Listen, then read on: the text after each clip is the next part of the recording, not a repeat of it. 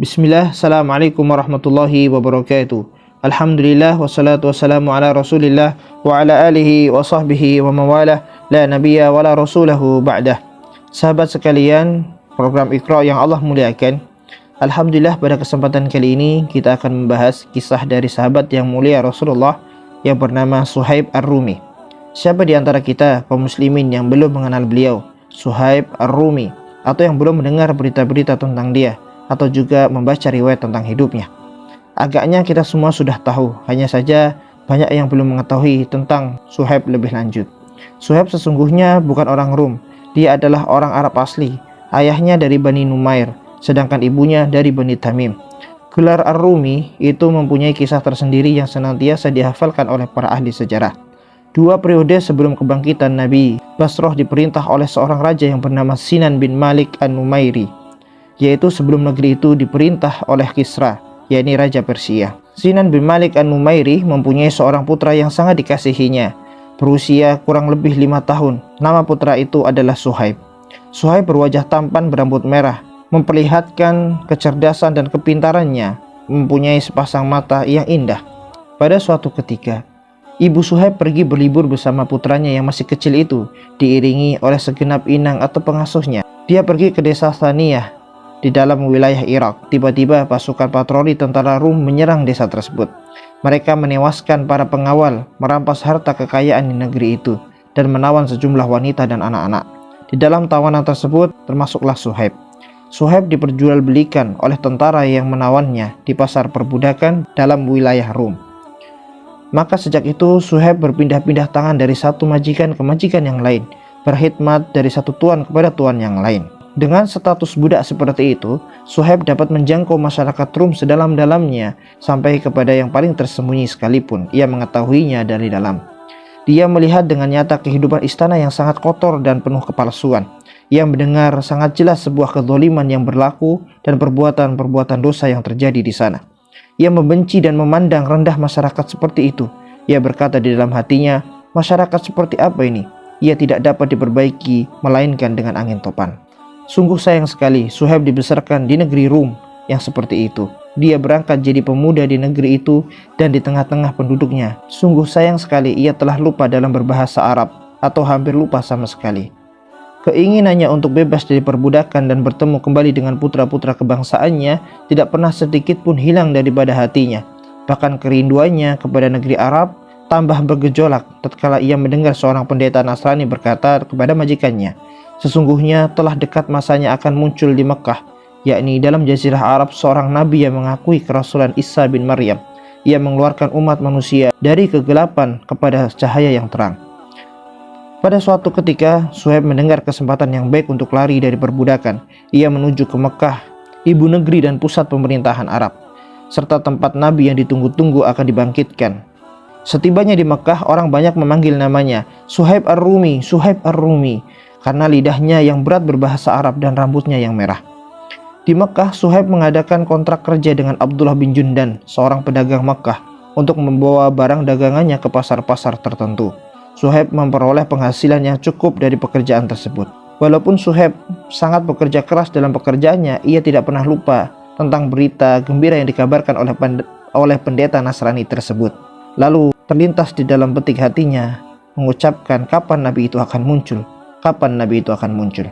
Pada suatu hari ketika Suhaib tiba di Mekah dari perjalanan niaga, ia mendengar berita yang disampaikan orang lain kepadanya. Muhammad bin Abdullah telah diutus. Ia memanggil umat supaya beriman kepada Allah satu-satunya dan mengajak berlaku adil serta berbuat ihsan atau baik. Dia melarang mereka melakukan hal yang keji dan yang mungkar. Lalu Suhaib bertanya, apakah dia orang yang digelari Al-Amin itu? Lalu dijawab, iya betul. Suhaib bertanya lagi, di mana rumahnya? Lalu dijawab, di rumah Al-Arqam bin Abi Al-Arqam, dekat Bukit Sofa. Tetapi hati-hati, kalau engkau pergi ke sana jangan sampai terlihat oleh orang Quraisy. Bila nanti ada yang melihatmu ke sana, engkau pasti akan disiksa oleh mereka. Apalagi engkau adalah orang yang asing dan tanpa famili di negeri ini. Suhaib pergi ke rumah Al-Arqam dengan hati-hati dan sembunyi-sembunyi. Sampai di sana didapati Ammar bin Yasir berada di dekat pintu. Suhaib yang telah mengenali Ammar sebelumnya, maka Suhaib mendekatinya. Seraya bertanya, Anda hendak kemana wahai Ammar? Ammar balik bertanya, "Dan Anda sendiri mau kemana?"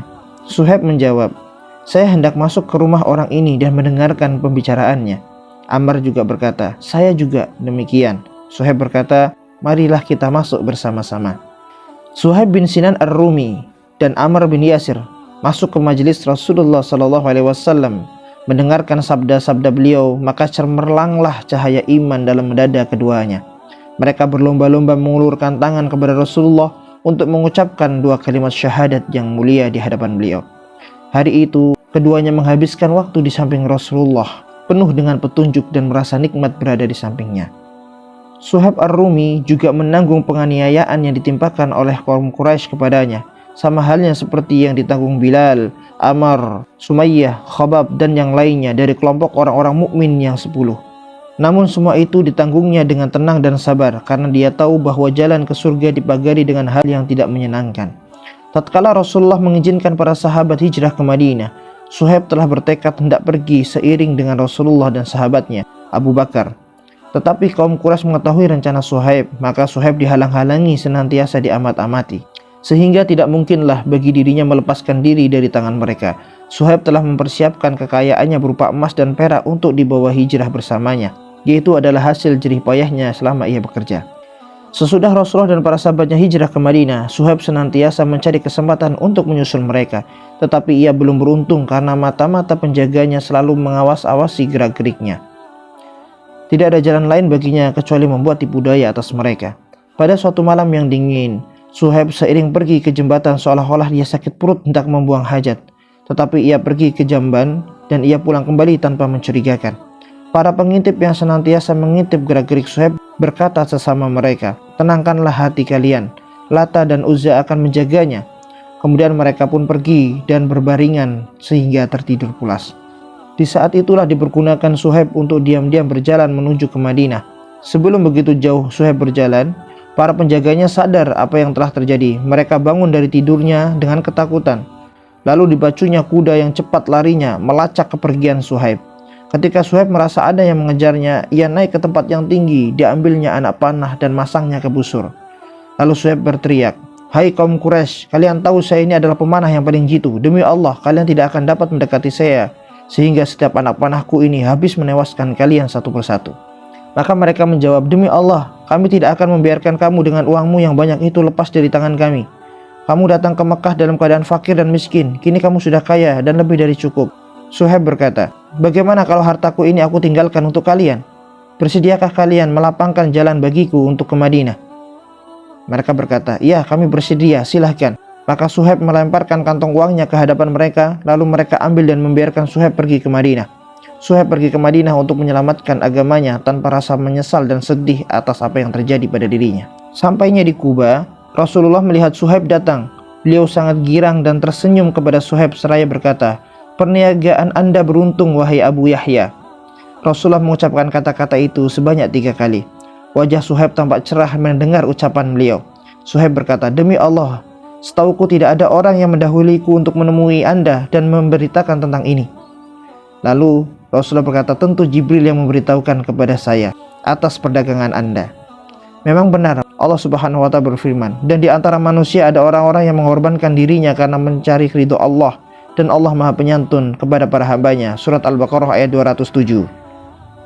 Demikianlah kisah dari Suhaib bin Sinan Ar-Rumi yang semoga kita semua dapat memperoleh pelajaran darinya. Kesimpulannya adalah semoga kita bisa istiqomah dan selalu merindukan akan kehadiran Rasulullah SAW dan siap mengikuti daripada sunnah-sunnah beliau untuk menjadi umatnya yang mendapat syafaatnya di yaumul qiyamah kelak. Amin amin ya rabbal alamin. Barakallahu fikum. Wassalamualaikum warahmatullahi wabarakatuh.